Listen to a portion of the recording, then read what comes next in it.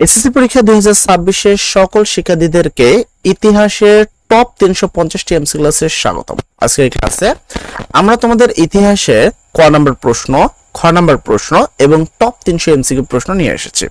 অর্থাৎ তুমি একটা প্রপার ক্লাস বলতে পারো। এই ক্লাসটি করার পরে তোমাকে অন্তত ইতিহাস সাবজেক্টটিতে 90+ মার্কে আটকাতে পারবে না আশা করি। এবং প্রশ্ন যদি স্ট্যান্ডার্ড থাকে সেক্ষেত্রে তুমি খুব অনায়াসে 30টার মধ্যে মিনিমাম 28টা এমসিকিউ কমন পাবা। আর প্রশ্ন যদি একটু কঠিন হয়ে থাকে তারপরে 25+ এমসিকিউ অবশ্যই কমন পাবা আমাদের এই সাজেশন থেকে। তো এখন প্রশ্ন হলো সাজেশনটা কি, চলো আমরা এক এক করে দেখে নিই। প্রথমে আমরা প্রত্যেকটা অধ্যায়ের কিছু মেইন বা এক নজরে যে গুরুত্বপূর্ণ লাইনগুলো, তোমাদের সালে মিনিমাম 10 বছরের বিগত 10 বছরের প্রশ্ন যখন অ্যানালাইসিস করা গেল তখন আমরা দেখলাম যে এই জায়গাটায় প্রচুর পরিমাণে তোমার কি থাকে, থাকে, ঠিক আছে, প্রচুর পরিমাণ প্রশ্ন থাকে, তো যেটাকে আমরা এক নজর বা তথ্য কণিকা বলে থাকি। তো চলো আমরা এগুলো একটু দেখে নিই। প্রথম প্রশ্নটা এরকম যে মিশরকে নীল নদের দান বলেছেন কে? মিশরকে নীল নদের দান বলেছেন কে? সেক্ষেত্রে উত্তর হবে হেরোডোটাস। হেরোডোটাস বলেছেন হলো মিশরকে নীল নদের দান। পরবর্তী প্রশ্ন হলো প্রাচীন মিশরীয় রাজাদের বংশগত উপাধি কি? প্রাচীন মিশরীয় রাজাদের বংশগত উপাধি কি? উত্তর হবে ফারাও। তাদের বংশগত উপাধি হলো ফারাও। ফারাও শব্দের অর্থ কি? ফারাও শব্দের অর্থ কি? ফারাও শব্দের অর্থ হলো রাজকীয় বাড়ি। ফারাও শব্দের অর্থ কি? রাজকীয় বাড়ি। মিশরের প্রথম রাজা কে? মিশরের প্রথম রাজা কে? সেক্ষেত্রে উত্তর হবে মিশরের প্রথম রাজা হলো মেনেস। মিশরের প্রথম রাজা কে? মেনেস। মিশরীয়রা আবিষ্কার করেছিল 24টি ব্যঞ্জন বর্ণের বর্ণমালা। মিশরীয়রা আবিষ্কার করেছিল 24টি ব্যঞ্জন বর্ণের কি বর্ণমালা। মিশরীয়রা চিত্রলিপির নাম, মিশরীয়দের চিত্রলিপির নাম কি? উত্তর হবে হায়ারোগ্লিফিক। মিশরীয়দের চিত্রলিপির নাম হলো হায়ারোগ্লিফিক। মিশরীয়রা মমিকে রক্ষার জন্য তৈরি করতে, মিশরীয়রা মমিকে রক্ষা করার জন্য কি তৈরি করত? উত্তর হবে পিরামিড তৈরি করত। মিশরীয়রা মমিকে রক্ষা করার জন্য পিরামিড তৈরি করত। প্রথম সৌরপঞ্জিকা আবিষ্কৃত হয় কখন বা কোন সভ্যতায়? প্রথম সৌরপঞ্জিকা আবিষ্কৃত হয় কোন সভ্যতায়? উত্তর হবে মিশরীয় সভ্যতায়। তারপরে সিন্ধু সভ্যতার প্রধান অবদান কি? সিন্ধু সভ্যতার প্রধান অবদান হলো কল্পিত নগরী গঠন। পৃথিবীর মানচিত্র প্রথম অঙ্কন করেন কে? উত্তর হবে গ্রিক ভূগোলবিদরা। তোমাদের যদি মেন বইয়ের কথা বলি তাহলে সেক্ষেত্রে মিশরীয় সভ্যতা এবং হলো সিন্ধু সভ্যতা হলো তোমাদের সবচেয়ে বেশি গুরুত্বপূর্ণ টপ প্রশ্ন এটা। তো এখান থেকে সালের যে প্রশ্নগুলো সেগুলো 100% থাকে, ঠিক আছে, তো এগুলো ভালো করে করবা। এবার আসি তোমাদের ক নাম্বার প্রশ্ন, যেটাকে আমরা জ্ঞানমূলক প্রশ্ন বলে থাকি। তো এই যে জ্ঞানমূলক প্রশ্নটা কি? প্রথম প্রশ্ন হলো পুরোপলীয় যুগ কাকে বলে? পুরোপলীয় যুগ কাকে বলে? উত্তর হবে পাথরের যুগের প্রথম পর্যায়কে বলা হয় পুরনো পাথরের যুগ বা পুরোলিপি যুগ। আচ্ছা, তারপর হলো নবপলীয় যুগ কি? নবপলীয় যুগ কি? উত্তর হবে প্রস্তর যুগের শেষ ধাপ হচ্ছে নব্যপ্রস্তর অথবা নবপলীয় যুগ। লোম কাকে বলে? নোম কাকে বলে? উত্তর হবে প্রাক রাজবংশীয় যুগে মিশর যে সকল ছোট নগর রাষ্ট্রে বিভক্ত ছিল তাদেরকে কি নোম বলে। মিশর নীল নদের দান কে বলেছেন? মিশর নীল নদের দান কথাটি কে বলেছেন? উত্তর হবে মিশর নীল নদের দান বলেছেন গ্রিক ঐতিহাসিক কি হেরোডোটাস। মিশর নীল নদের দান বলেছেন গ্রিক ঐতিহাসিক হেরোডোটাস। কার নেতৃত্বে মিশরীয় সভ্যতা গড়ে উঠেছে? কার নেতৃত্বে মিশরীয় সভ্যতা গড়ে উঠেছে? উত্তর হবে রাজা মেনেসের নেতৃত্বে মিশরীয় সভ্যতা গড়ে উঠেছে। রাজা মেনেসের নেতৃত্বে মিশরীয় সভ্যতা গড়ে উঠেছে। কোন নদীর তীরে মিশরীয় সভ্যতা গড়ে উঠেছিল? কোন নদীর তীরে মিশরীয় সভ্যতা গড়ে উঠেছিল? উত্তর হবে নীল নদের তীরে মিশরীয় সভ্যতা গড়ে উঠেছিল। নীল নদের তীরে মিশরীয় সভ্যতা গড়ে উঠেছিল। স্কিফিংস কি? স্কিফিংস কি? উত্তর হবে স্কিফিংস হচ্ছে মিশরীয় সভ্যতার সর্বশ্রেষ্ঠ ভাস্কর্য। স্কিফিং হচ্ছে কি? মিশরীয় সভ্যতার সর্বশ্রেষ্ঠ ভাস্কর্য। হায়ারোগ্লিফিক কি? হায়ারোগ্লিফিক কি? উত্তর হবে হায়ারোগ্লিফিক হলো প্রাচীন মিশরের লিখন পদ্ধতি যার অর্থ পবিত্র অক্ষর। হায়ারোগ্লিফিক কি? প্রাচীন মিশরীয় লিখন পদ্ধতি যার অর্থ হলো পবিত্র অক্ষর। সিন্ধু সভ্যতার সমাজ ব্যবস্থা কিরূপ ছিল? সিন্ধু সভ্যতার সমাজ ব্যবস্থা কিরূপ ছিল? উত্তর হবে সিন্ধু সভ্যতার সমাজ ব্যবস্থা ছিল মাতৃতান্ত্রিক। সিন্ধু সভ্যতার সমাজ ব্যবস্থা ছিল মাতৃতান্ত্রিক। মহেঞ্জোদারো কথাটির অর্থ কি? মহেঞ্জোদারো কথাটির অর্থ কি? কথাটির অর্থ হলো মরা মানুষের ঢিবি। মরা মানুষের ঢিবি। হেলেনিক সংস্কৃতি কি? হেলেনিক সংস্কৃতি কি? সেক্ষেত্রে উত্তর হবে গ্রিক উপদ্বীপীয় প্রধান শহর অ্যাথেন্সকে কেন্দ্র করে যে সংস্কৃতি গড়ে উঠেছিল তা হলো হেলেনিক সংস্কৃতি। অ্যাথেন্স কেন্দ্র করে গড়ে উঠেছিল কোন সংস্কৃতি? অ্যাথেন্সকে কেন্দ্র করে গড়ে উঠেছিল কোন সংস্কৃতি? উত্তর হবে অ্যাথেন্সকে কেন্দ্র করে হেলেনিক সংস্কৃতি গড়ে উঠেছিল। অ্যাথেন্সকে কেন্দ্র করে হেলেনিক সংস্কৃতি গড়ে উঠেছিল। পেরিক্লিস কত বছর শাসন করেন? পেরিক্লিস কত বছর শাসন করেন? উত্তর হবে পেরিক্লিস 30 বছর শাসন করেন। পেরিক্লিস কত বছর শাসন করেন? পেরিক্লিস 30 বছর শাসন করেন। গণতন্ত্রের সূচনা হয় কোথায়? গণতন্ত্রের সূচনা হয় কোথায়? সেক্ষেত্রে উত্তর হবে গণতন্ত্রের সূচনা হয় হলো কি? অ্যাথেন্সে। গণতন্ত্রের সূচনা হয় কোথায়? অ্যাথেন্সে। পৃথিবীর মানচিত্র প্রথম অঙ্কন করেন কারা? পৃথিবীর মানচিত্র প্রথম অঙ্কন করেন কারা? পৃথিবীর মানচিত্র প্রথম আঁকেন গ্রিক বিজ্ঞানীরা। পৃথিবীর মানচিত্র প্রথম আঁকেন কারা? গ্রিক বিজ্ঞানীরা। এলিয়াড ও ওডিসি মহাকাব্যের রচিতা কে? এলিয়াড ও ওডিসি মহাকাব্যের রচিতা কে? সেক্ষেত্রে উত্তর হবে এলিয়াড ও ওডিসি মহাকাব্যের রচিতা হলেন গ্রিক মহাকবি হোমার। রোম নগরীর প্রতিষ্ঠাতা কে? রোম নগরীর প্রতিষ্ঠাতা কে? রোম নগরীর প্রতিষ্ঠাতা হলেন ল্যাটিন রাজা রোমিওলাস। রোম নগরীর প্রতিষ্ঠাতা হলেন ল্যাটিন রাজা রোমিওলাস। তো এই আমার 17টা ক নম্বর প্রশ্ন হলো এই অধ্যায়ে। দ্বিতীয় অধ্যায়ে আমাদের টোটাল 17টা ক নম্বর আছে, যেখান থেকে তোমাকে এতটুকু আশ্বস্ত করতে হবে যে এই 17টা প্রশ্ন যদি পড়ো তাহলে তোমাকে এখান থেকে আর কোনো ক নম্বর প্রশ্ন পড়ার প্রয়োজন পড়বে না ইনশাল্লাহ। তারপরে তোমরা চাইলে মেন যেগুলো যদি গাইড থাকে তোমাদের কাছে, যদি ইনক্লুডলি গাইড থাকে, সেক্ষেত্রে কিছু ক নম্বর এবং কিছু জ্ঞানমূলক প্রশ্ন পড়তে পারো। এরপর আসে খ নম্বর প্রশ্ন, অনুধাবনমূলক প্রশ্ন উত্তর।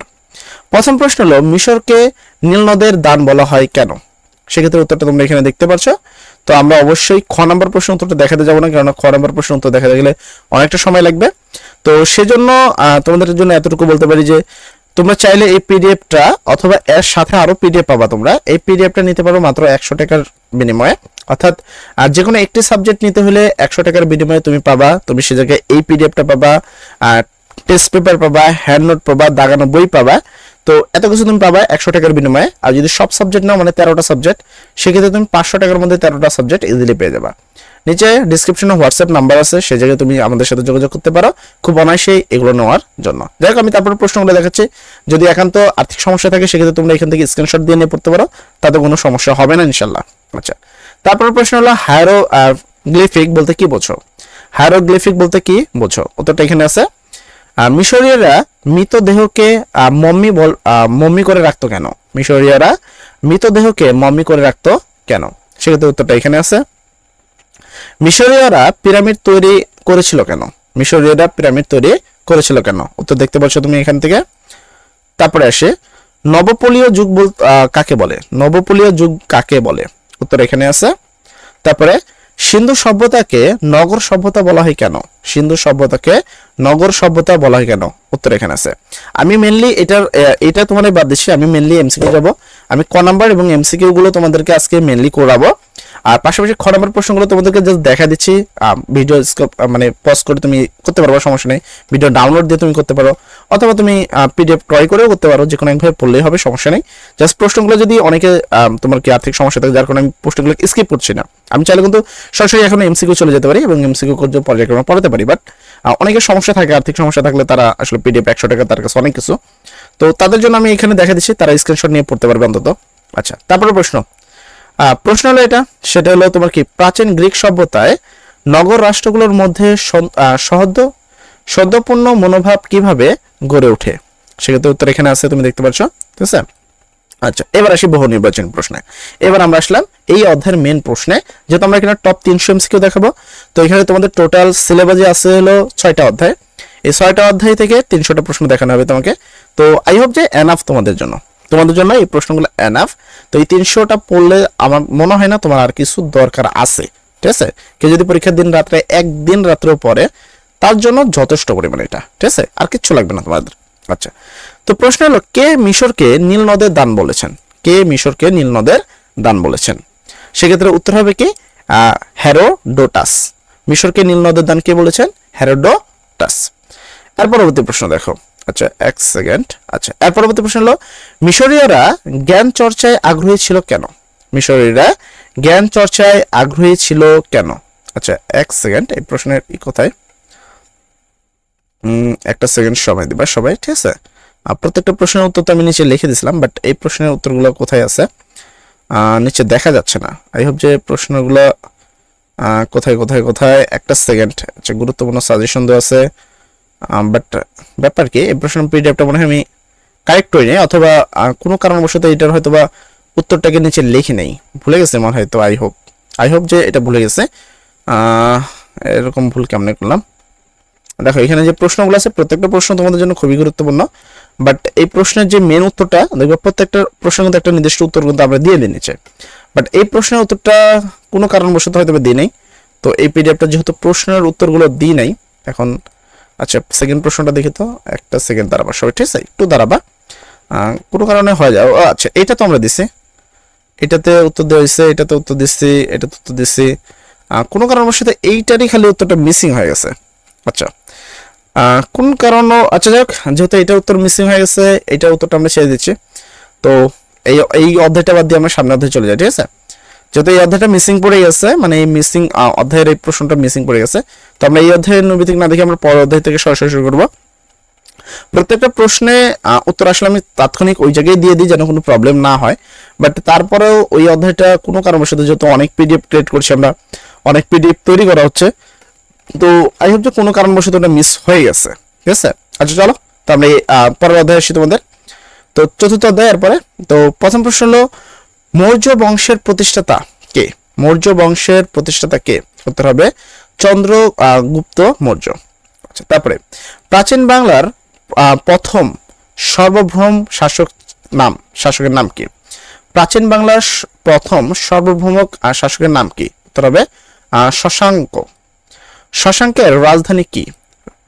শশাঙ্কের রাজধানী কি ছিল? উত্তর হবে কর্ণ সুবর্ণে।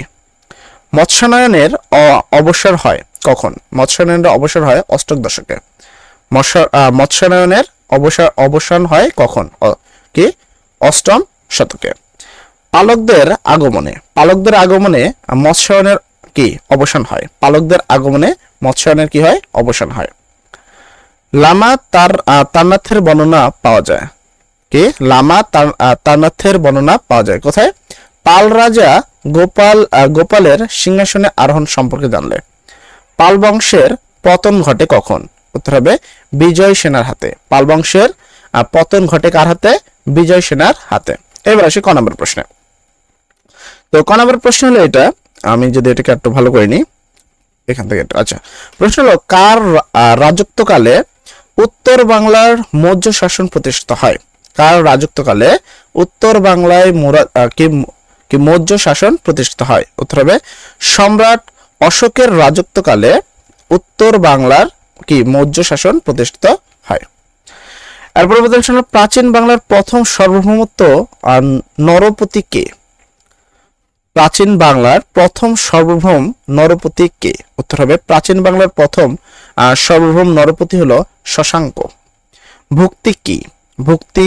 ভুক্তি হলো গুপ্ত শাসনামলে বাংলার সর্ববৃহৎ প্রশাসনিক ইউনিট। ভুক্তি হলো গুপ্ত শাসনামলের বাংলার সর্ববৃহৎ প্রশাসনিক ইউনিট। মহাসামন্তর কাকে বলে? উত্তর হবে গুপ্ত রাজাদের অধীনে। গুপ্ত রাজাদের অধীনে বড় কোনো অঞ্চলের শাসকেরা বলা হতো মহা সামন্তর। তারপরে প্রাচীন বাংলার প্রথম সার্বভৌম নগরপতি কে? প্রাচীন বাংলার প্রথম সার্বভৌম নগরপতি কে? উত্তর হবে প্রাচীন বাংলার প্রথম সার্বভৌম নগরপতি হলো শশাঙ্ক। মৎস্যায়ন কি?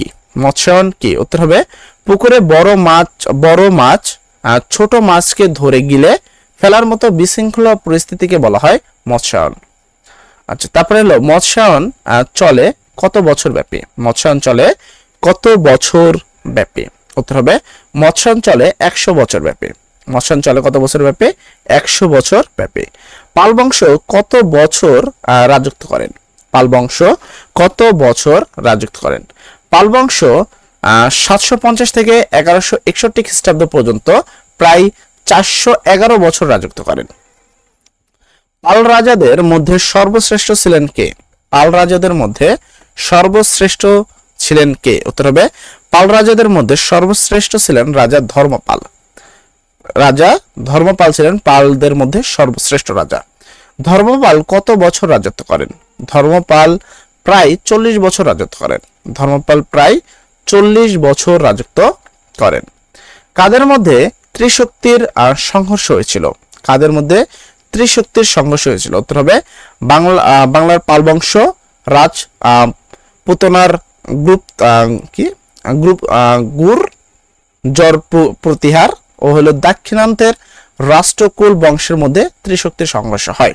আচ্ছা, দানসাগর ও অদ্ভুত সাগর কে রচনা করেন? দানসাগর ও অদ্ভুত সাগর কে রচনা করেন?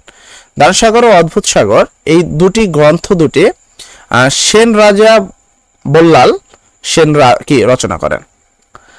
সেন বংশের শাসকদের কি বলা হয়? সেন বংশের শাসকদের কি বলা হয়?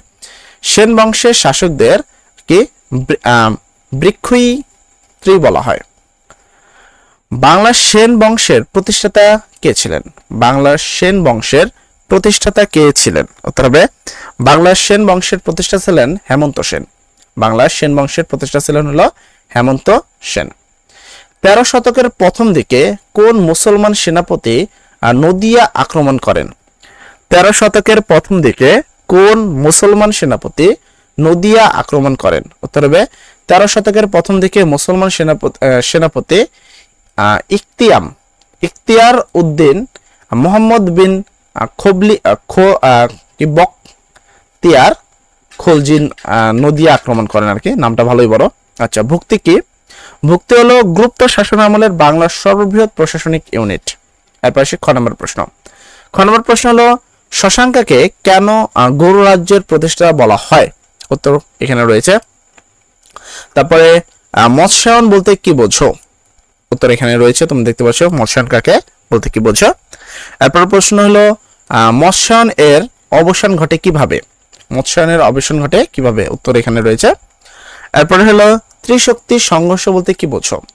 ত্রিশক্তি সংঘর্ষ বলতে কি বোঝো? উত্তর এখানে রয়েছে। সেনদের বৃক্ষত্রী বলা হয় কেন? উত্তর এই জায়গায় রয়েছে। সেনদের বৃক্ষত্রী বলা হয় কেন? কলিকর্ণ প্রথা বলতে কি বোঝো? কলিকর্ণ প্রথা বলতে কি বোঝো? উত্তর এই জায়গায় রয়েছে। পালামলের কর ব্যবস্থা কিরকম ছিল? পালামলের কর ব্যবস্থা কিরকম ছিল? উত্তর এই জায়গায় রয়েছে। পালামলের কর ব্যবস্থা কেমন ছিল? এবার আসি প্রশ্ন। তো এখানে প্রত্যেকটা প্রশ্ন। প্রথম প্রশ্ন হলো মৌর্য বংশের প্রতিষ্ঠাতা কে ছিলেন? মৌর্য বংশের প্রতিষ্ঠাতা কে ছিলেন? উত্তর হবে চন্দ্রগুপ্ত মৌর্য। চন্দ্রগুপ্ত মৌর্য ছিলেন মৌর্য বংশের প্রতিষ্ঠাতা। সেকেন্ড প্রশ্ন হলো অশোক কোন বংশের রাজা ছিলেন? অশোক ছিলেন হলো মৌর্য বংশের রাজা। অশোক ছিলেন কোন? মৌর্য বংশের রাজা ছিলেন। শশাঙ্কের রাজধানী কোথায় ছিল? শশাঙ্কের রাজধানী কোথায় ছিল? উত্তর হবে শশাঙ্কের রাজধানী কর্ণ সুবর্ণে ছিল। শশাঙ্কের রাজধানী কোথায় ছিল? কর্ণ সুবর্ণে। মৎস্যায়ন এর অবসান ঘটে কিভাবে? মৎস্যায়ন এর অবসান ঘটে এলো গুপ্তদের আগমন, না সরি গুপ্তদের হবে কেন? মৎস্যায়নের অবসান ঘটে হলো পালদের আগমনে। মৎস্যায়নের আগমন কি অবসান ঘটে কিভাবে? পালদের আগমনে। পাল রাজা গোপালের সিংহাসনে আরোহণ সম্পর্কে কার বর্ণনা পাওয়া যায়? পাল রাজা গোপালের সিংহাসনে আহরণ সম্পর্কে কার বর্ণনা পাওয়া যায়? সেক্ষেত্রে উত্তর হবে হলো লামা তারনাথ। লামা তারনাথের বর্ণনা পাওয়া যায়। ধর্মপালকে পাল বংশের সর্বশ্রেষ্ঠ শাসক বলা হয় তিনি কারণ? ধর্মপালকে পাল বংশের সর্বশ্রেষ্ঠ শাসক বলা হয় কারণ তিনি দেশকে বিশৃঙ্খলা অবস্থা থেকে রক্ষা করেছিলেন। সম্পর বিহার কোন জেলার অবস্থিত? সম্পর বিহার কোন জেলায় অবস্থিত? উত্তর হবে নওগাঁয়। সম্পর বিহার হলো নওগাঁয় অবস্থিত। পাল যুগের অন্যতম বৈশিষ্ট্য হলো সকলের ধর্মের পৃষ্ঠপোষকতা, জ্ঞান বিজ্ঞানের পৃষ্ঠপোষকতা, উন্নয়নমূলক কর্মকাণ্ডের পৃষ্ঠপোষকতা। উত্তর হবে তিনটা সঠিক। চন্দ্রবংশের শেষ রাজা কে ছিলেন? চন্দ্রবংশের শেষ রাজা কে ছিলেন? এখানে যদিও তোমরা সঠিক যদি উত্তরটি জানো তাহলে অবশ্যই কমেন্ট সেকশনে বলে ফেলবা, ঠিক আছে? তবে গুরুত্বপূর্ণ প্রশ্ন তোমাদের জন্য। আচ্ছা, তারপরে প্রশ্ন, সেন বংশের প্রতিষ্ঠাতা কে ছিলেন? সেন বংশের প্রতিষ্ঠাতা ছিল সামন্ত সেন। সেন বংশের প্রতিষ্ঠাতা কে ছিলেন? সামন্ত সেন। দানসাগর গ্রন্থ রচনা করেন কে? দানসাগর গ্রন্থ রচনা করেন হলো বল্লাল সেন। দানসাগর গ্রন্থ রচনা করেন কে? বল্লাল সেন। গুপ্ত আমলে ভুক্তিপতিকে কি বলা হতো? গুপ্ত আমলে ভুক্তিপতিকে কি বলা হতো? উত্তর হবে অপরিক, ঠিক আছে? আচ্ছা, গুপ্ত যুগের প্রশাসনিক বিভাগ সম্পর্কে কোনটি সঠিক? গুপ্ত যুগের প্রশাসনিক বিভাগ সম্পর্কে কোনটা সঠিক? উত্তর হবে ভুক্তি বিষয় মণ্ডল বিথি গ্রাম। আচ্ছা, তারপরে নিচের উদ্দীপকের আলোকে 14 প্রশ্ন উত্তর দাও। প্রথম বিভাগ, তারপরে জেলা, উপজেলা, ইউনিয়ন, গ্রাম, ঠিক আছে? তো এর পরবর্তী প্রশ্ন হলো প্রাচীনকালে বাংলার কোন শাসন ব্যবস্থার এমন স্তর বিন্যাস ছিল? প্রাচীনকালে বাংলার কোন শাসন ব্যবস্থার এমন স্তর বিন্যস্ত ছিল? উত্তর হবে গুপ্ত আমল, গুপ্ত শাসন। আচ্ছা, উক্ত শাসন ব্যবস্থার প্রধান স্তর ছিল, মানে হলো গুপ্ত শাসন ব্যবস্থার প্রধান স্তর ছিল হলো ভুক্তি। গুপ্ত শাসন ব্যবস্থার প্রধান স্তর ছিল হলো ভুক্তি। আচ্ছা, মোটামুটি আমাদের প্রশ্ন শেষ। এরপর হলো সৃজনশীল প্রশ্ন। যদিও তো সৃজনশীল প্রশ্নগুলো তোমরা দেখতে পারো, দাগাও নিতে পারো তোমাদের নিজের সুবিধার্থে।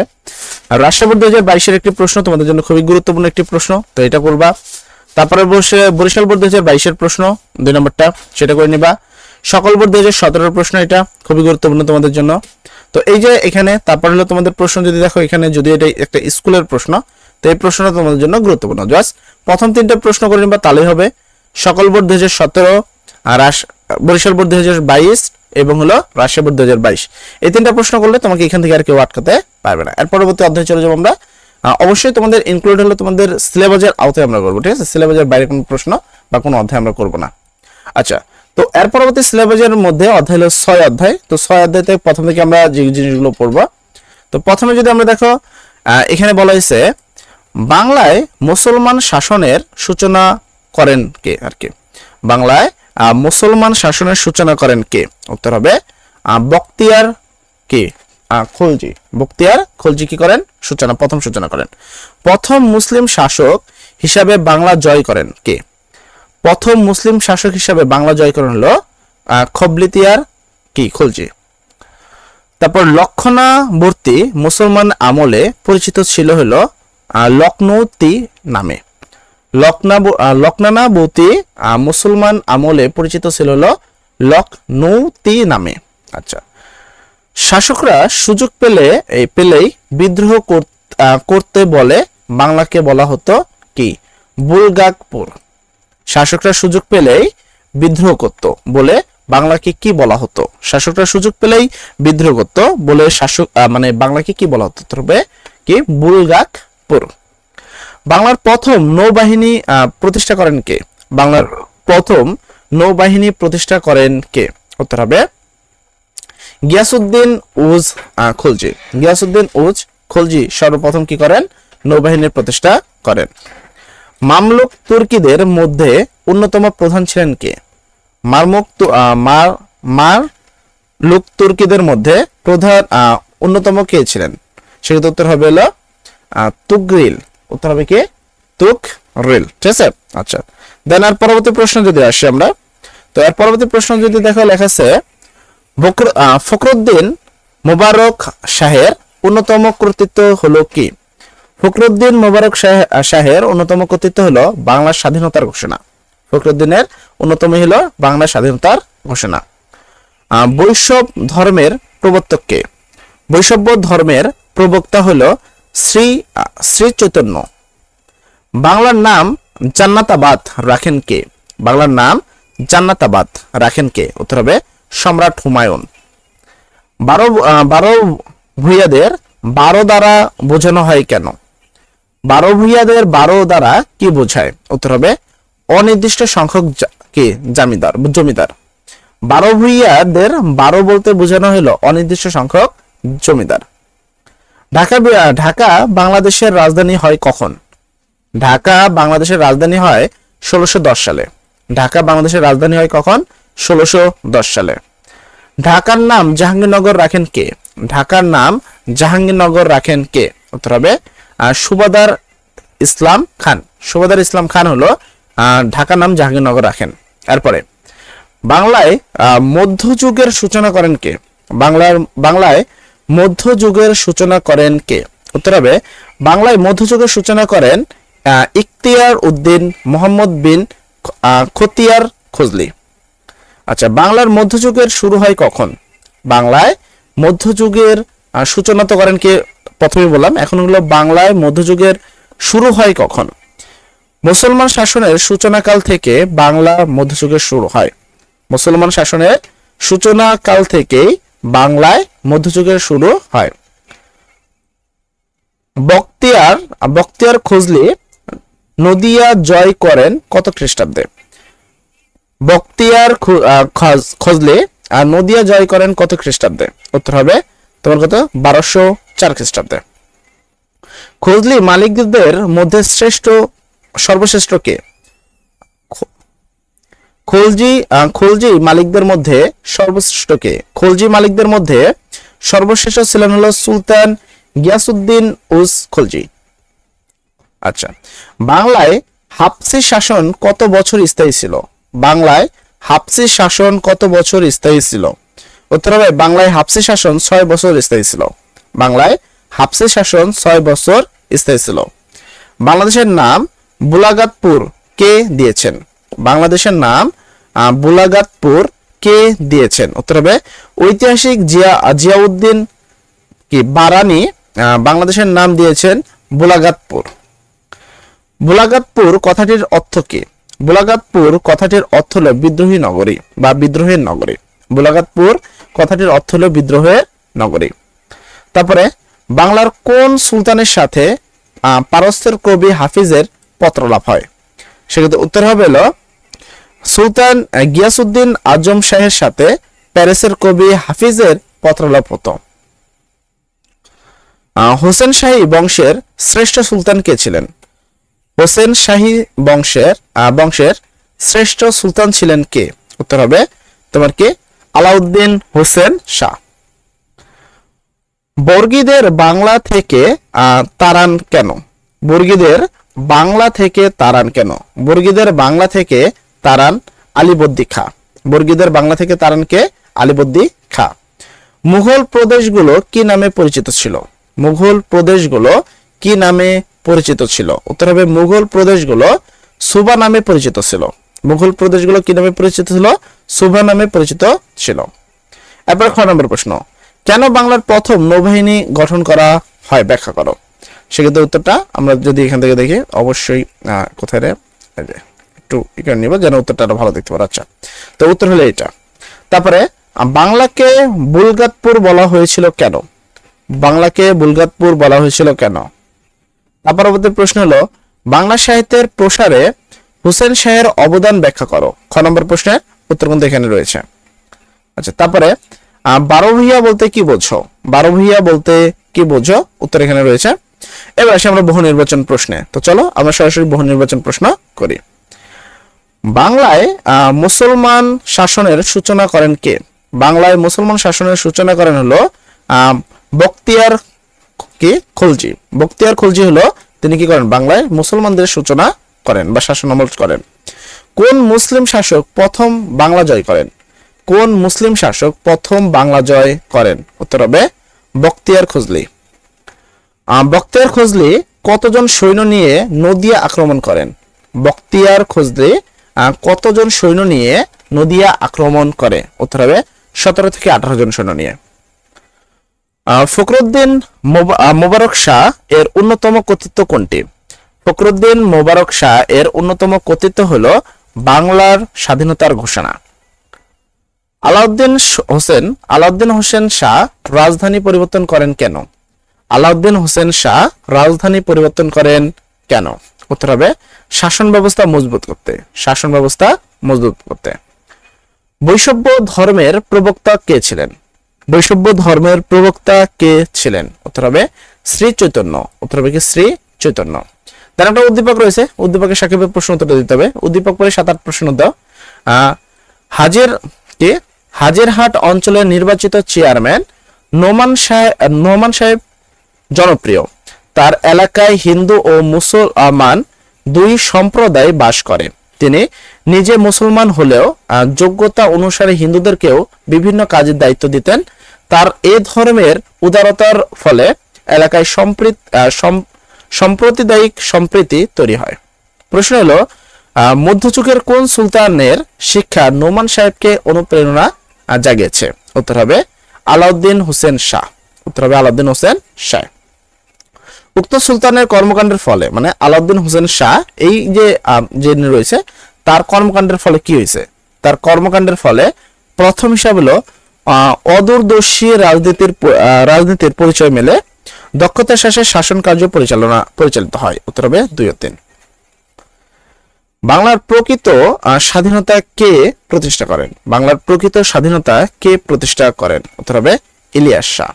বাংলার প্রকৃত স্বাধীনতা প্রতিষ্ঠান করেন হলো ইলিয়াস শাহ। বাংলাকে বুলগাকপুর বলার কারণ কি ছিল? বাংলাকে বুলগাকপুর বলার কারণ কি ছিল? 1 সেক্ষেত্রে উত্তর হবে ধনী সম্পদের নগরী। তার পরবর্তী হিসাব হলো জনগণের বিদ্রোহী মনোভাব। উত্তর হবে 1 ও 3। আবার একটা ছোট উদ্দীপক আছে, সেই সাকিবের পরবর্তী প্রশ্ন উত্তর দিতে হবে। উদ্দীপক পরে 11-12 নং প্রশ্ন উত্তর দাও। মামুন সর্দার দ্বিতীয়বার ইলোহার ইউনিয়নের চেয়ারম্যান হয়ে বহিরাক্রমণ থেকে এলাকাবাসীকে রক্ষা করার জন্য শক্তিশালী লাঠিয়াল বাহিনী গঠন করেন ও পরীক্ষা নির্মাণ করেন। তিনি পণ্য ও তার লাঠিয়াল বাহিনীদের চলাচলের জন্য রাস্তা নির্মাণ করেন। উদ্দীপকে কোন শাসকের কর্মকাণ্ড ফুটে উঠেছে? এখানে নগরী প্রতিষ্ঠা করছে, তো নগর প্রতিষ্ঠা করেছে কে? তোমার উত্তর হবে ইউজ খলজি। আচ্ছা, তারপর উক্ত আমলে ঘটেছে, তো উক্ত শাসন আমলে কি কি করছে? ব্যবসা বাণিজ্যের উন্নতি হয়েছে, রাজধানী স্থানান্তর হয়েছে এবং নৌবাহিনী গঠন হয়েছে। উত্তর হবে 3টাই সঠিক। 12 ভূঁইয়ার 12 দ্বারা কি বোঝায়? 12 ভূঁইয়ার 12 দ্বারা কি বোঝায়? উত্তর হবে অনির্দিষ্ট সংখ্যক জমিদার। 12 ভূঁইয়ার 12 দ্বারা বোঝায় অনির্দিষ্ট সংখ্যক জমিদার। গৌড়ের নাম জান্নাতবাদ কে রাখেন? গৌড়ের নাম জান্নাতবাদ কে রাখেন? সেক্ষেত্রে উত্তর হবে হুমায়ুন। গৌড়ের নাম জান্নাতবাদ রাখেন হলো হুমায়ুন। ঢাকা বাংলার রাজধানী হয় কত সালে? ঢাকা বাংলার রাজধানী হয় 1610 সালে। ঢাকা বাংলার রাজধানী হয় কত সালে? 1610 সালে। ঢাকার নাম জাহাঙ্গীরনগর রাখেন কে? ঢাকার নাম জাহাঙ্গীরনগর রাখেন কে? উত্তর হবে সুবাদার ইসলাম খান। সুবাদার ইসলাম খানের অন্যতম কর্তৃত্ব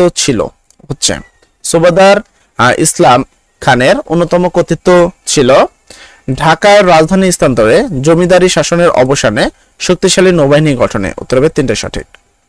সেম একটা উদ্দীপক পরে পরবর্তী প্রশ্ন, নিচের উদ্দীপকের আলোকে পরে 18-19 নং প্রশ্ন দাও।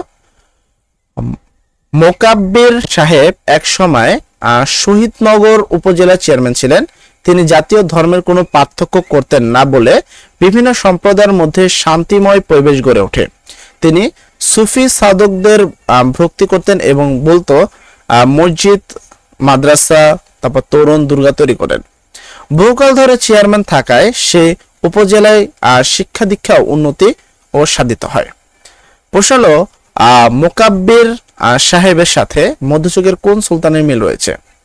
মোকাব্বির সাহেবের সাথে মধ্যযুগের কোন সুলতানের মিল রয়েছে? উত্তর হবে আলাউদ্দিন হোসেন শাহ। উত্তর হবে আলাউদ্দিন হোসেন শাহ। কলিন্য প্রথার ফলে সমাজে প্রচলিত হয়? 1 সামাজিক বৈষম্য, একাধিক স্ত্রী গ্রহণের প্রবণতা। উত্তর হবে 1 ও 2। রাজস্ব সংস্কার কার সর্বাধিক স্মরণীয় কীর্তি? রাজস্ব সংস্কার কার সর্বাধিক স্মরণীয় কীর্তি?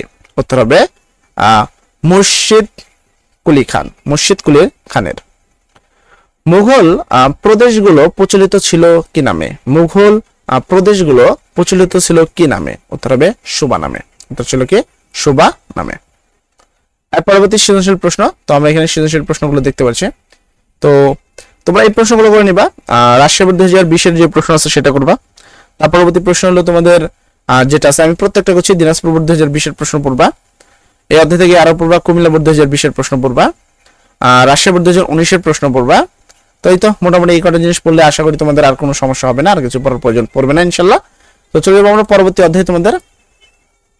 তোমাদের পরবর্তী অধ্যায় হলো ইংরেজ শাসন, বাংলায় ইংরেজ শাসনের সূচনা পর্ব।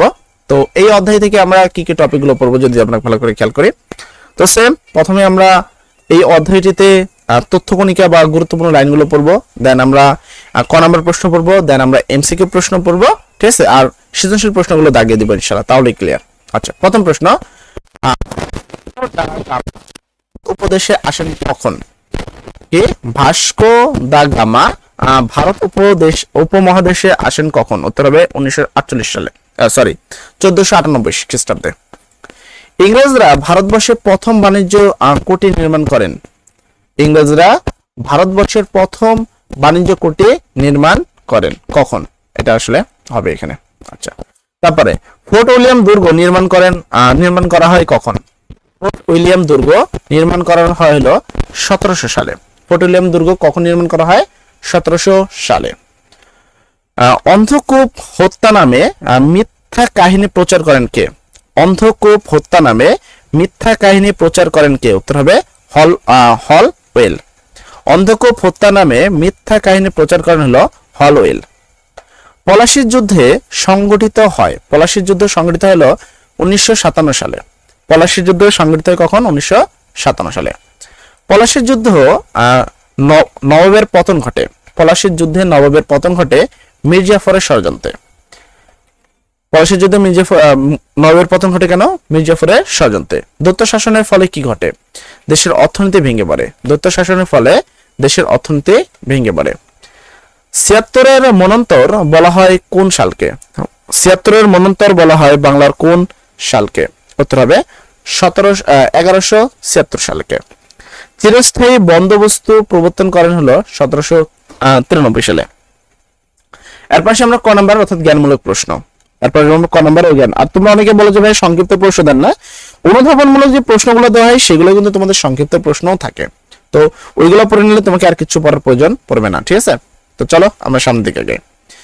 বলা হয়েছে পর্তুগিজ কোন নাবিক প্রথম সমুদ্র পথে এদেশে আসেন? পর্তুগিজ কোন নাবিক প্রথম সমুদ্র পথে এদেশে আসেন? উত্তর হবে পর্তুগিজ নাবিক ভাস্কো দা গামা প্রথম সমুদ্র পথে এদেশে আসেন। কত খ্রিস্টাব্দে ইস্ট ইন্ডিয়ান কোম্পানি গঠিত হয়? কত খ্রিস্টাব্দে ইস্ট ইন্ডিয়ান কোম্পানি গঠিত হয়? উত্তর হবে ইস্ট ইন্ডিয়ান কোম্পানি গঠিত হয় 1600 খ্রিস্টাব্দে। ইস্ট ইন্ডিয়ান কোম্পানি গঠিত হয় কখন? 1600 খ্রিস্টাব্দে। কার নাম অনুসারে ফোর্ট উইলিয়াম দুর্গের নামকরণ করা হয়? কার নাম অনুসারে ফোর্ট উইলিয়াম দুর্গের নামকরণ করা হয়? উত্তর হবে ইংল্যান্ডের রাজা তৃতীয় উইলিয়াম নাম অনুসারে ফোর্ট উইলিয়াম দুর্গের নামকরণ করা হয়। আচ্ছা, ফরাসি ইস্ট ইন্ডিয়ান কোম্পানি কত খ্রিস্টাব্দে গঠিত হয়? ফরাসি ইস্ট ইন্ডিয়ান কোম্পানি কত খ্রিস্টাব্দে গঠিত হয়? ফরাসি ইস্ট ইন্ডিয়ান কোম্পানি গঠিত হয় 1664 খ্রিস্টাব্দে। কোন নদীর তীরে পলাশীর যুদ্ধ সংঘটিত হয়? কোন নদীর তীরে পলাশী যুদ্ধ সংঘটিত হয়? ভাগীরথী নদীর তীরে পলাশী যুদ্ধ সংঘটিত হয়। ভাগীরথী নদীর তীরে পলাশী যুদ্ধ সংঘটিত হয়। পলাশীর যুদ্ধ সংঘটিত হয় কত সালে? পলাশীর যুদ্ধ সংঘটিত হয় 1757 সালের 23 জুন। পলাশীর যুদ্ধ সংঘটিত হয় কত সালে? 1757 সালের 23 জুন। বস্কারের যুদ্ধ সংগঠিত হয় কত সালে? বস্কারের যুদ্ধ সংগঠিত হয় 1768 সালে, সরি 64 সালে, 1764 সালে। চিরস্থায়ী বন্দোবস্ত কৃত খ্রিস্টাব্দে অবতরণ করা হয়। উত্তর হবে চিরস্থায়ী বন্দোবস্ত প্রবর্তন করা হয় 1793 খ্রিস্টাব্দে। তারপরে অনুধাবনমূলক প্রশ্ন, যেটাকে তোমরা সংক্ষিপ্ত প্রশ্ন এখন বলো, যেহেতু এটা তোমাদের খ নম্বরেও আসবে, আবার সংক্ষিপ্ত প্রশ্ন হিসেবে আসবে, তো অবশ্যই তোমাদের জন্য এগুলো গুরুত্বপূর্ণ। প্রথম প্রশ্ন হলো ওলন্দাজরা ভারতবর্ষ ত্যাগ করতে বাধ্য হয় কেন? উত্তরটা এখানে আছে, দেখে নিবা। বাণিজ্য করতে এসেও পর্তুগিজরা কেন এদেশ ত্যাগ করতে বাধ্য হয়? উত্তর এই পয়েন্টে আছে, তোমরা দেখে নিবা উত্তরটা। তারপরে দৈত্য শাসন বলতে কি বোঝো? উত্তর এখানে আছে, দৈত্য শাসন বলতে কি বোঝো? ওয়ারেন হেস্টিংস কেন দৈত্য শাসনে অবসান ঘটায়? উত্তর এখানে রয়েছে। তারপরে এবার আসবো বহু নির্বাচন প্রশ্নে, অবশ্যই প্রত্যেকটা প্রশ্নের উত্তর দেওয়ার চেষ্টা করব। তো প্রথম প্রশ্ন, এখানে নিচের ছকটিতে প্রশ্ন চিহ্নিত স্থানে কি বসবে? প্রথমে পর্তুগিজ, তারপর ড্যাশ, তারপর দিনামার। তো এখানে পর্তুগিজ ড্যাশ দিনামার, পর্তুগিজ ডাচ, তারপর দিনামাস, তো এখানে হবে ডাচ। উত্তর হবে কি ডাচ। তার পরবর্তী প্রশ্ন হলো, তো আমি এদিকে নিচ্ছি এটাকে, ডাচরা কোন দেশের অধিবাসী ছিল? ডাচরা কোন দেশের অধিবাসী ছিল? উত্তর হবে হল্যান্ডের। ডাচরা কোন দেশের অধিবাসী ছিল? উত্তর হবে কি হল্যান্ডের অধিবাসী ছিল। ইংরেজরা ভারতবর্ষে প্রথম বাণিজ্য কুঠি কোথায় নির্মাণ করেন? ইংরেজরা ভারতবর্ষে প্রথম বাণিজ্য কুঠি কোথায় নির্মাণ করেন? উত্তর হবে সুরাটে। উত্তর হবে কি সুরাটে। ফোর্ট উইলিয়াম দুর্গ নির্মাণ করা হয় কত সালে? ফোর্ট উইলিয়াম দুর্গ নির্মাণ করা হয় কত সালে? উত্তর হবে তোমার কত 1270 সালে। 1270 সালে ফোর্ট উইলিয়াম দুর্গ, সরি এখানে 1600 হওয়ার কথা, ঠিক আছে। আচ্ছা, এর পরবর্তী প্রশ্ন হলো ফরাসি বণিকরা ব্যবসা গুটিয়ে এদেশ থেকে চলে যায় কেন? ফরাসি বণিকরা ব্যবসা গুটিয়ে এদেশ থেকে চলে যায় কেন? ইংরেজদের ষড়যন্ত্র ও রণকৌশলের কাছে হেরে যাওয়ায়। পলাশী যুদ্ধ কত সালে সংঘটিত হয়? পলাশী যুদ্ধ কত সালে সংঘটিত হয়? উত্তর হবে 1757 সালে পলাশী যুদ্ধ সংঘটিত হয়। পলাশী যুদ্ধের প্রধান কারণ কি? পলাশী যুদ্ধের প্রধান কারণ কি? উত্তর হবে পারিবারিক ও বাহ্যিক ষড়যন্ত্র। পলাশী যুদ্ধের প্রধান কারণ হলো পারিবারিক ও বাহ্যিক ষড়যন্ত্র। পলাশী যুদ্ধের ফলে ড্যাশ, পলাশী যুদ্ধের ফলে ড্যাশ। ইংরেজরা একচেটিয়া ব্যবসার অধিকার পায়। মির্জাফর বাংলার সিংহাসনে বসে। ফরাসিরা বাংলা থেকে বিদায় নেয়। উত্তর হবে তিনটে সঠিক। বক্সারের যুদ্ধ হয় কত সালে? বক্সারের যুদ্ধ হয় কত সালে? উত্তর হবে 1764 সালে। বক্সারের যুদ্ধের ফলাফল হচ্ছে, বক্সারের যুদ্ধের ফলাফল হচ্ছে, তো এই যে যুদ্ধটা হয়েছে, এই যুদ্ধের ফলাফল কি? প্রত্যক্ষ ঔপনিবেশিক শাসন শুরু, নবাবী আমলের পরিসমাপ্তি, ইংরেজদের মর্যাদা ও শক্তি বৃদ্ধি। উত্তর হবে তিনটে সঠিক। নিচের ছক চিত্রের আলোকে 11-12 নং প্রশ্ন উত্তর দাও। মীর কাসেম কি সুজাউদ্দিন, আচ্ছা প্রথমে ড্যাশ, তারপর মেয়র মনুরো, তারপর শাহ আলম। প্রশ্ন হলো ড্যাশ চিহ্নিত স্থানে কোনটি বসবে? ড্যাশ চিহ্নিত স্থানে বসবে হলো বক্সার যুদ্ধ। এই সময়টা ঘটছে কি বক্সার যুদ্ধ সংঘটিত হয়েছে। উক্ত যুদ্ধের সুদূর প্রবাসী ফলাফল ছিল, উক্ত যুদ্ধের সুদূর প্রবাসী ফলাফল ছিল। তো সুদূর প্রবাসীর ফলাফল কি ছিল? এক, মীর কাসেমের পরাজয়, দিল্লি থেকে বাংলা পর্যন্ত ইংরেজদের কর্তৃত্ব লাভ।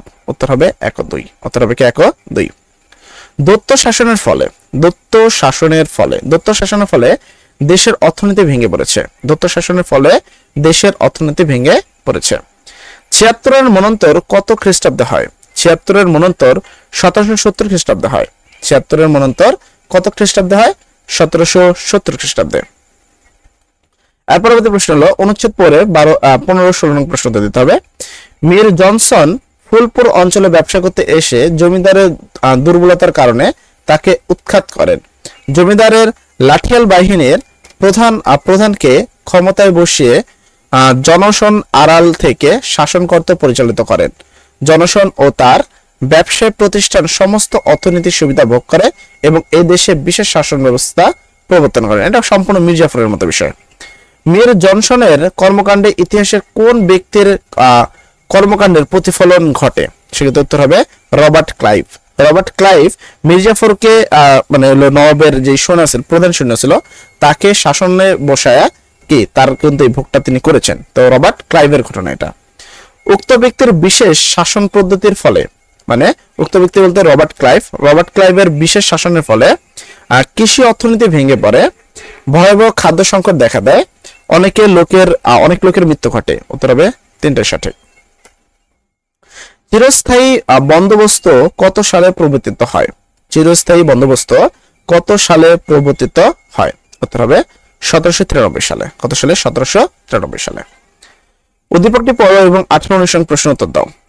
রফিক তার পৈতৃক জমি প্রথমে 10 বছর পরে 1 বছরের জন্য জমিটা বন্দোবস্ত করেন, কিন্তু এতে কোনো লাভ না হয় সে নির্দিষ্ট অর্থের বিনিময়ে ইজারাদারদের নিকট স্থায়ী বন্দোবস্ত দেয়। আচ্ছা, প্রশ্ন হলো উদ্দীপকের ঘটনার সাথে তোমার পাঠ্যপুস্তকের কোন ঘটনার মিল রয়েছে? উত্তর হবে চিরস্থায়ী বন্দোবস্ত। আচ্ছা, পরবর্তী বোর্ড হিসেবে তোমাকে পড়তে হবে। এখানে আমি প্রশ্নগুলো রাখছি, তোমরা দেখতে পাচ্ছ। তো প্রথমে যে প্রশ্নগুলো আছে এখানে বোর্ড নাম্বারগুলো উল্লেখ করিনি। আচ্ছা, হয়তোবা বোর্ড নাম্বারগুলো উল্লেখ করতে ভুলে গেছি। তো প্রশ্নগুলো এখানে দেখে নিবা। এই 4টা প্রশ্ন তোমাদের জন্য বিশেষ প্রয়োজন, তাই এখান থেকে বিশেষভাবে প্রশ্নগুলো দেখাচ্ছি। তো এটা তোমাদের বইও থাকতে পারে, আই হোপ। তো এর পরবর্তী অধ্যায়ে চলে যাবো আমরা। তো এর পরবর্তী অধ্যায় তোমাদের হলো শাসন আমল, ইংরেজ শাসন আমলে বাঙালি প্রতিকার। তো এই অধ্যায়টি তোমরা সবাই জানো যে তোমাদের অধ্যায়ের নাম এটা, অধ্যায় নাম্বার 9। ঠিক আছে, তো 9 নম্বর অধ্যায় যেটা তোমাদের সিলেবাসে আছে, অবশ্যই আমরা শর্ট সিলেবাসকে আওতাধীনভাবে পড়াচ্ছি। যেগুলো তোমাদের মেন সিলেবাসে নাই সেগুলো কিন্তু আমরা পড়াবো না, কেননা মেনগুলো তোমাদেরকে পড়াতে হবে, বাকিগুলো পরে আপাতত বিশেষ কোনো লাভ আমাদের হবে না, বা তোমাদের কিন্তু লাভ নাই। তো এখানে তিতুমির বাঁশের কেল্লা নির্মাণ করেন কে? তিতুমির বাঁশের কেল্লা নির্মাণ করেন বা করেছিলেন কে? উত্তর হবে ইংরেজদের বিরুদ্ধে সংগ্রাম করার জন্য। ফরায়েজি আন্দোলন প্রতিষ্ঠা কে করেন? উত্তর হবে হাজী শরীয়ত উল্লাহ। রাজা রামমোহন রায়ের অন্যতম কর্তৃত্ব হলো ইংরেজি শিক্ষার প্রসার। রাজা রামমোহন রায়ের প্রধান কর্তৃত্ব হলো ইংরেজি শিক্ষার প্রসার ঘটায় তিনি। সতীদাহ প্রথা বিলোপ সাধনে প্রচেষ্টা চালায় কে? সতীদাহ প্রথা চালু করেন কে? সহজ বাংলায় সতীদাহ প্রথা চালু করেন হলো রাজা রামমোহন রায়। সতীদাহ প্রথা চালু করেন কে? রাজা রামমোহন রায়। বিধবা বিবাহ আইন পাশ হয় হলো 1856 সালে। বিধবা বিবাহ আইন পাশ হয় 1856 সালে, যেটা তোমার কি ঈশ্বরচন্দ্র বিদ্যাসাগর করেছে। আর সতীদাহ প্রথা করেছে রাজা রামমোহন রায়। বিধবা বিবাহ আইন পাশ করার জন্য প্রচেষ্টা চালিয়েছেন কে? ঈশ্বরচন্দ্র বিদ্যাসাগর। ঈশ্বরচন্দ্র বিদ্যাসাগর 1856 সালে বিধবা বিবাহ আইন পাশ করান। মোহামেডান লিটারারি সোসাইটি প্রতিষ্ঠা করেন কে? উত্তর হবে নব আব্দুল লতিফ। বেগম রোকেয়াকে নারী জাগরণের অগ্রদূত বলা হয় কেন? বেগম রোকেয়াকে নারী জাগরণের অগ্রদূত বলা হয় কেন? উত্তর হবে সেক্ষেত্রে নারী অধিকার প্রতিষ্ঠায় অবদান রাখার জন্য। নারী অধিকার প্রতিষ্ঠায় অবদান রাখার জন্য। তারপরে ফকির সন্ন্যাসীদের আন্দোলন করা কাকে বলে? ফকির সন্ন্যাসীদের আন্দোলন কাকে বলে?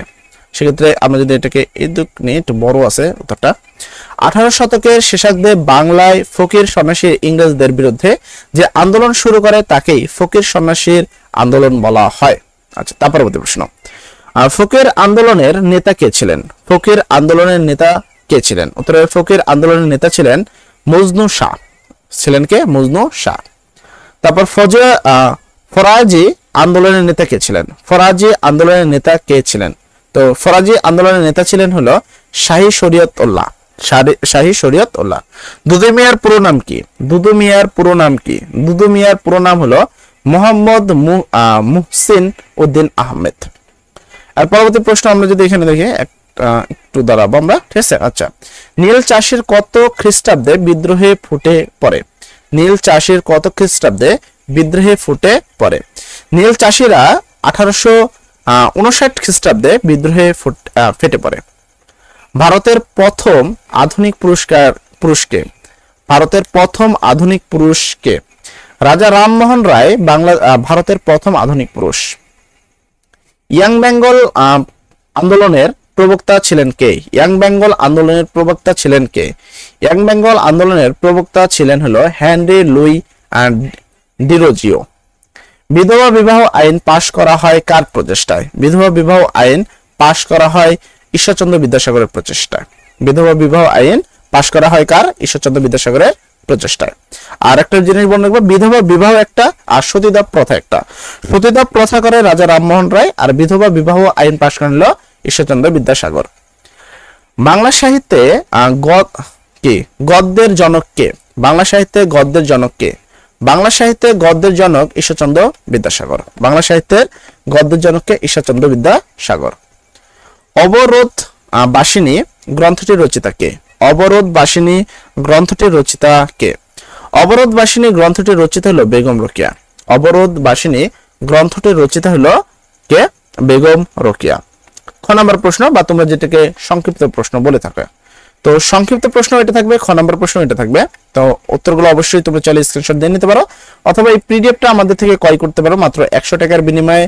প্রত্যেকটা সাবজেক্টের পিডিএফ, মানে প্রত্যেকটা অধ্যায়ের পিডিএফ পেয়ে যাবা, একটা সাবজেক্টে 100 টাকা। আর যদি অল সাবজেক্ট নাও সেক্ষেত্রে তোমার 500 টাকা পড়বে, 500 টাকা তুমি অল সাবজেক্ট নিতে পারবা। আচ্ছা, প্রথম প্রশ্ন, নীল বিদ্রোহ কেন হয়েছিল? উত্তর এটা, নীল বিদ্রোহ কেন হয়েছিল। তারপর ফরাজি আন্দোলন বলতে কি বোঝো? সেক্ষেত্রে উত্তর হলো এটা, ফরাজি আন্দোলন বলতে কি বোঝায়। তারপর রাজা রামমোহন রায়কে আধুনিক ভারতের রূপকার বলা হয় কেন? রাজা রামমোহন রায়কে আধুনিক ভারতের রূপকার বলা হয় কেন? উত্তর এখানে রয়েছে। বিদ্যাসাগরকে বাংলা গদ্য সাহিত্যিক জনক বলা হয় কেন? উত্তর এখানে রয়েছে।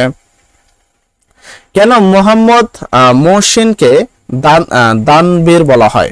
উত্তর এখানে রয়েছে। এবার আসি আমাদের মেন প্রশ্ন, সেটা হলো তোমাদের নৈতিক প্রশ্ন, এবং সেই এমসিকিউ প্রশ্নটাই আমরা ক্লিয়ার করব। সন্ন্যাসী আন্দোলনের নেতা কে ছিলেন? সন্ন্যাসী আন্দোলনের নেতা ছিলেন হলো ভবানী পাঠক। সন্ন্যাসী আন্দোলনের নেতা ছিলেন ভবানী পাঠক। ফরাজি আন্দোলনের প্রতিষ্ঠা কে? ফরাজি আন্দোলনের প্রতিষ্ঠা হলো হাজী শরীয়তুল্লাহ। ফরাজি আন্দোলনের প্রতিষ্ঠা হলো তোমার কি? হাজী শরীয়তুল্লাহ। আচ্ছা, তারপরে কে লাঠিয়াল বাহিনী গঠন করেছিল? কে লাঠিয়াল বাহিনী গঠন করেছিল? উত্তর হবে হাজী শরীয়তুল্লাহ। হাজী শরীয়তুল্লাহ লাঠি বাহিনী গঠিত করেছিল। রামমোহনকে রাজা উপাধি দেন কেন? রামমোহনকে রাজা উপাধি দেন কেন? উত্তর হবে সম্রাট দ্বিতীয় আকবর। রামমোহনকে রাজা উপাধি দেন হলো কে? সম্রাট দ্বিতীয় আকবর। রাজা রামমোহন রায় এর অন্যতম কর্তৃত্ব কোনটি? রাজা রামমোহন রায় এর অন্যতম কর্তৃত্ব কোনটি? উত্তর হবে ইংরেজি শিক্ষার প্রসার। সতীদাহ প্রথা বিলোপ সাধনে প্রচেষ্টা চালায় কে? সতীদাহ প্রথা, এখানে সতীদাহ হবে, এখানে একটু ভুল আছে, সতীদাহ লেখা আছে। সতীদাহ প্রথা বিলোপ সাধনে প্রচেষ্টা চালায় কে? উত্তর হবে রাজা রামমোহন রায়। রাজা রামমোহন রায়কে আধুনিক ভারতের রূপকার বলা হয় কেন, বা কারণ কি? কারণ তিনি, তো কেন তাকে রাজা রামমোহনকে সতীদাহ প্রথারই বলা হয়? তার কারণ হলো সংস্কৃতি শিক্ষার বদলে আধুনিক শিক্ষায় প্রতি গুরুত্ব দেন। ব্রিটেন থেকে ভারতের জনগণকে আধুনিক চিন্তার পরামর্শ দেন। আচ্ছা, তো এর পরবর্তী প্রশ্নের জন্য আমাদের ছোট্ট একটা উদ্দীপক পড়ে নিতে হবে। উদ্দীপকটি পড়ে 9-10 প্রশ্ন উত্তর দাও। মানিক সাহেবের একাধিক ভাষার দক্ষতা রয়েছে। নিজ ধর্ম ছাড়াও অন্যান্য ধর্ম বিষয়ে তিনি অগাধ জ্ঞান রাখেন। সমাজের বিভিন্ন কুসংস্কার দূর করতেও তিনি প্রচেষ্টা চালান। বিভিন্ন বিষয়ের পাশাপাশি ইংরেজি ও আধুনিক বিজ্ঞান শিক্ষার জন্য তিনি বিদ্যালয় প্রতিষ্ঠা করেন। আচ্ছা, এবার আসি উদ্দীপকে উল্লেখিত মানিক সাহেবের কর্মকাণ্ডের সাথে ইতিহাসের কোন মনীষীর কর্মকাণ্ডে মিল রয়েছে? সেক্ষেত্রে উত্তর হবে রাজা রামমোহন রায়ের সাথে তার মিল রয়েছে। উক্ত মনীষীর অবদানের ফলস্বরূপ তাকে বলা হয়, রাজা রামমোহন রায়কে কি বলা হয়? রাজা রামমোহন রায়কে বলা হলো আধুনিক ভারতের রূপকার, শিক্ষানুরাগী। বলা হয় কি? শিক্ষানুরাগী। উত্তর হবে 2 ও 3। বিধবা বিবাহ আইন পাশ হয় কত সালে? বিধবা বিবাহ আইন পাশ হয় কত সালে? উত্তর হবে 1856 সালে। উত্তর হবে 1856 সালে। মেট্রোপলিটন ইনস্টিটিউশন এর উদ্যোক্তা কে ছিলেন? মেট্রোপলিটন ইনস্টিটিউশন এর উদ্যোক্তা কে ছিলেন? উত্তর হবে ঈশ্বরচন্দ্র বিদ্যাসাগর। ঈশ্বরচন্দ্র বিদ্যাসাগরের অন্যতম কর্তৃত্ব কোনটি? ঈশ্বরচন্দ্র বিদ্যাসাগরের অন্যতম কর্তৃত্ব হলো সামাজিক সংস্কৃতি। ঈশ্বরচন্দ্র বিদ্যাসাগরের অন্যতম কর্তৃত্ব হলো সামাজিক সংস্কৃতি। ঈশ্বরচন্দ্র বিদ্যাসাগরের অন্যান্য অবদান হচ্ছে, ঈশ্বরচন্দ্র বিদ্যাসাগরের অনন্য অবদান হচ্ছে তিনি কি একমাত্র বিধবা বিবাহ প্রচলন এটাই তিনি করেছেন, কারণ সতীদাহ প্রথা তো করেছে রাজা রামমোহন রায়, ঠিক আছে। আচ্ছা, হেনরি লুই ডিজোরিও কোন শহরে জন্মগ্রহণ করেন? হেনরি লুই ডিজোরিও কোন শহরে জন্মগ্রহণ করেন? উত্তর হবে কলকাতা শহরে জন্মগ্রহণ করেন। কোন কারণে হাজী মোহাম্মদ মহসিন ইতিহাসে বিখ্যাত? কোন কারণে হাজী মোহাম্মদ মহসিন ইতিহাসে বিখ্যাত? উত্তর হবে দানশীলতার জন্য। কিসের জন্য? দানশীলতার জন্য। মোহামেডান লিটারারি সোসাইটি কে প্রতিষ্ঠা করেন? উত্তর হবে নওয়াব আব্দুল লতিফ। কি করেন? নওয়াব আব্দুল লতিফ। বেগম রোকেয়াকে নারী জাগরণের অগ্রদূত বলা হয় কেন? বেগম রোকেয়াকে নারী জাগরণের অগ্রদূত বলা হয় কেন? কারণ তিনি প্রথম কি করেছেন? নারী অধিকার প্রচেষ্টা করেছেন। আচ্ছা, তারপর নিচের উদ্দীপকের আলোকে পরবর্তী দুটি প্রশ্ন উত্তর দাও। নাসিমা চৌধুরী তার এলাকায় শিক্ষা বঞ্চিত পিছিয়ে পড়া নারীদের জন্য শিক্ষা প্রতিষ্ঠান স্থাপন করেন। তিনি একজন কি লেখক ও গবেষক। মেয়েদের দুরবস্থা করুণ জীবনের উপর তার লেখা কয়েকটি বই আছে। আচ্ছা, প্রশ্ন হলো, প্রশ্নটা খাতার কাছে নেই। আচ্ছা, প্রশ্ন হলো উক্ত নারীর সাথে তোমার পাঠ্যবের কোন মনীষী নিয়ে নারীর মিল রয়েছে? খুব সহজ, বেগম রোকেয়ার। তারপর উক্ত নারীর কর্মকাণ্ডের ফলে নারীরা সচেতন হয়, কুসংস্কার দূরীভূত হয়, নারী শিক্ষার প্রসার ঘটে। উত্তর হবে তিনটে সঠিক। এরপর সৃজনশীল আসে। এরপর সৃজনশীলের কথা যদি বলি, বাছাইকৃত সৃজনশীলগুলো যে তোমরা দেখতে পাচ্ছ, তো অবশ্যই মেন বইয়ের সৃজনশীল আছে, বিগত সালের সৃজনশীল প্রশ্নগুলো আছে, এই প্রশ্নের উত্তরগুলোও আছে ইনশাআল্লাহ, ঠিক আছে। যারা শীট নেবা তারা এগুলো ইজিলি পেয়ে যাবা। তোমাদের লাস্ট অধ্যায় 69 নির্বাচন ও মুক্তিযুদ্ধ, এখান থেকে শেখ মুজিবুর সম্পর্কিত আসলে বিগত সালের যে প্রশ্নগুলো আছে সেগুলো আছে, তবে এইবার শেখ মুজিবুর সম্পর্কিত প্রশ্নগুলো হয়তো বা তুলনামূলক আসার কম কথা, তাই তুমি চাইলে শেখ মুজিবুর প্রশ্নগুলোকে স্কিপ করতে পারো। বাট আমরা এখানে যেহেতু বিগত সালে শেখ মুজিবুর সম্পর্কিত প্রচুর পরিমাণে প্রশ্ন আছে, তাই আমরা প্রশ্নগুলো রেখেছি। আসতেও পারে, আবার না আসার চান্স রয়েছে, বর্তমান দেশের পরিস্থিতি অনুসারে আসলে আসবে না এরকমই বেশি। তো তারপরে কিন্তু আমরা সমাজ বিজ্ঞানের যে প্রশ্ন তোমাদের সায়েন্সের রয়েছিল, তো তাদের জন্য দেখেছি যে 25 মার্চের থেকে প্রশ্ন কিন্তু তারা করছে, তো এখান থেকে বোঝা গেল যে এখান থেকে কিছু কিছু প্রশ্ন আসতে পারে।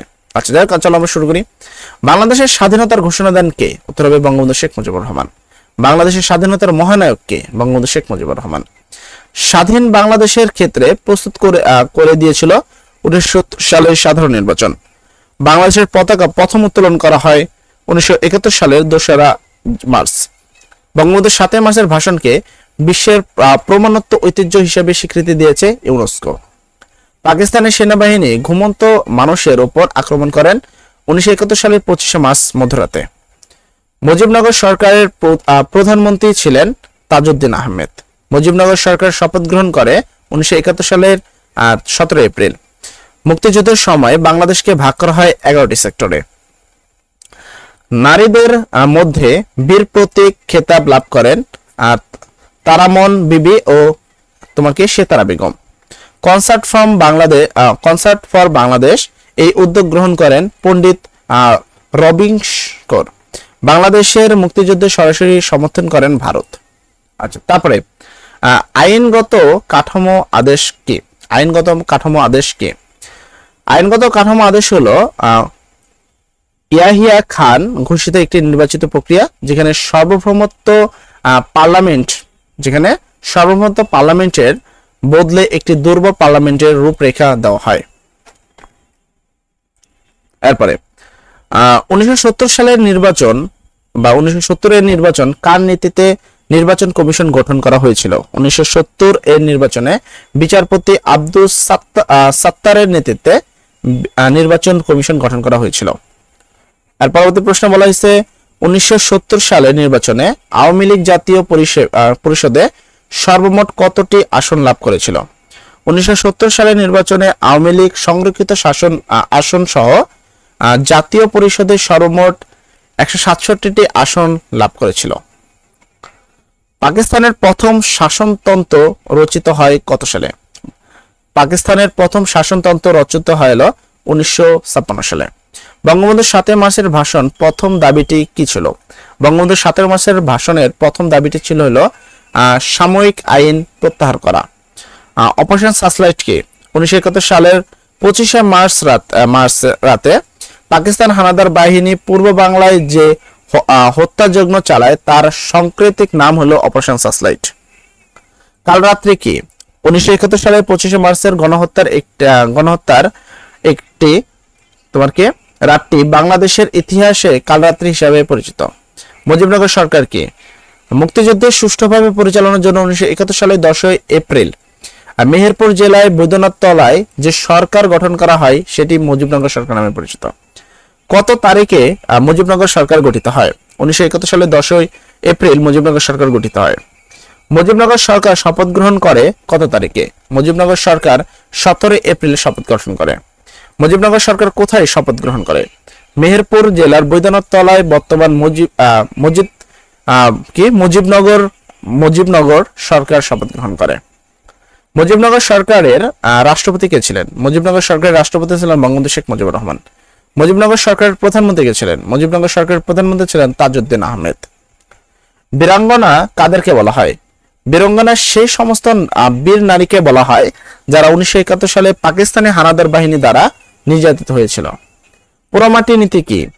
মুক্তিযুদ্ধের সময় বাংলার সব সম্পদ ও প্রতিষ্ঠান ধ্বংস করতে পাক বাহিনী কর্তৃক গৃহীত নীতি হলো পোড়ামাটি নীতি। কখন যৌথ বাহিনী গঠন করা হয়? 1971 সালের 21 নভেম্বর যৌথ বাহিনী গঠন করা হয়। যৌথ কমান্ড কি ছিল? 1971 সালের 21 নভেম্বর মুক্তিবাহিনী ও ভারত সেনাবাহিনী মিলে যে কমান্ড গঠন করা হয় তাকে যৌথ কমান্ড নামে পরিচিত। চরমপত্র কি? চরমপত্র হলো M.R. আক্তার মুকুল রচিত ও উপস্থাপিত স্বাধীন বাংলা বেতার কেন্দ্রের সবচেয়ে জনপ্রিয় অনুষ্ঠান। বাংলাদেশের বর্তমান জাতীয় পতাকার রূপকারক কে? বাংলাদেশের বর্তমান জাতীয় পতাকার রূপকারকের নাম হলো কাম হাসান। জাতীয় পতাকার বৃত্তাকার লাল রং কিসের প্রতীক? জাতীয় পতাকার বৃত্তাকার লাল রং কিসের প্রতীক? জাতীয় পতাকার বৃত্তাকার লাল রং মুক্তিযুদ্ধের জীবন উৎসর্গকারী শহীদদের রঙের প্রতীক। আমার সোনার বাংলা সঙ্গীতটি রবীন্দ্রনাথ ঠাকুর কোন প্রেক্ষিতে রচনা করেন? আমার সোনার বাংলা সঙ্গীতটি রবীন্দ্রনাথ ঠাকুর বঙ্গভঙ্গের প্রেক্ষিতে রচনা করেন। অপরাজয়ের বাংলা নির্মাণ করেন কে? অপরাজয়ের বাংলা নির্মাণ করেন সৈয়দ আব্দুল্লাহ খলিদ। শিখা চিরন্তন স্থাপিত হয় কত সালে? শিখা চিরন্তন স্থাপিত হয় 1997 সালে। শহীদ বুদ্ধিজীবী স্মৃতিসৌধ এর স্থাপিত কে? শহীদ বুদ্ধিজীবী স্মৃতিসৌধের স্থাপিত হলেন মোস্তফা আলী কুদ্দুস। এরপর সংক্ষিপ্ত প্রশ্ন বা খ নম্বর প্রশ্ন। 1970 সালের নির্বাচনের ফলাফল কিরূপ ছিল ব্যাখ্যা করো। এটা হলো উত্তর। মুজিবনগর সরকার কেন গঠন করা হয়েছিল ব্যাখ্যা করো। উত্তর এখানে রয়েছে। অপারেশন সার্চলাইট বলতে কি বোঝো? উত্তর এখানে রয়েছে। মুক্তিযুদ্ধে প্রবাসী বাঙালিদের ভূমিকা তুলে ধরো আছে এখানে। মুক্তিযুদ্ধে গণমাধ্যমের ভূমিকা ব্যাখ্যা করো, এখানে উত্তর আছে। মুক্তিযুদ্ধে প্রবাসী রাষ্ট্র ভারতের ভূমিকা কেমন ছিল? যৌথ কমান্ড গঠন করা হয় কেন? ভারতীয় স্মৃতিসৌধ নির্মিত হয় কেন? এই তো এমসি গুলো দেখাচ্ছি না আপাতত, আজকে এ পর্যন্ত রাখবো আমরা ক্লাসটি, এবং আশা করি এখান থেকে সম্পূর্ণ প্রশ্ন কমন পাবা, কারণ আমাদের ক্লাস যারা করে তারা কিন্তু বলে যে আমরা কমন পাইছি ভাই, প্রত্যেকজন কমন পাবে। এখানে বিগত সালের ম্যাক্সিমাম প্রশ্ন থাকে, তো আমরা 10 বছরের প্রশ্ন অ্যানালাইসিস করে তার পরবর্তীতে তোমাদের কিন্তু প্রশ্নগুলো দিই, কিছু অল্প সংখ্যক প্রশ্ন দিই, তারপর যেন তুমি কমন পাও। কিন্তু এই পিডিএফ গুলো যারা নিতে চাও তারা খুব অনায়াসে এই পিডিএফ ফাইলগুলো এর সাথে টেস্ট পেপার, হ্যান্ড নোট, দাগানো বই, উদ্ভাস নোট সবকিছু পেয়ে যাও মাত্র 100 টাকার বিনিময়ে। আর অল সাবজেক্ট নিলে পাবো 500 টাকায়। অবশ্যই ডেসক্রিপশনে দেখবা নাম্বার দেওয়া আছে, হোয়াটসঅ্যাপ নাম্বার, তোমরা চাইলে সেই হোয়াটসঅ্যাপ নাম্বারে যোগাযোগ করতে পারো। অবশ্যই তোমাদের মতো হাজার হাজার স্টুডেন্ট নিচ্ছে, চাইলে তোমরাও নিতে পারো। তো সবাই ভালো থাকবা, সবার পরীক্ষা সুন্দর হোক। আসসালামু আলাইকুম।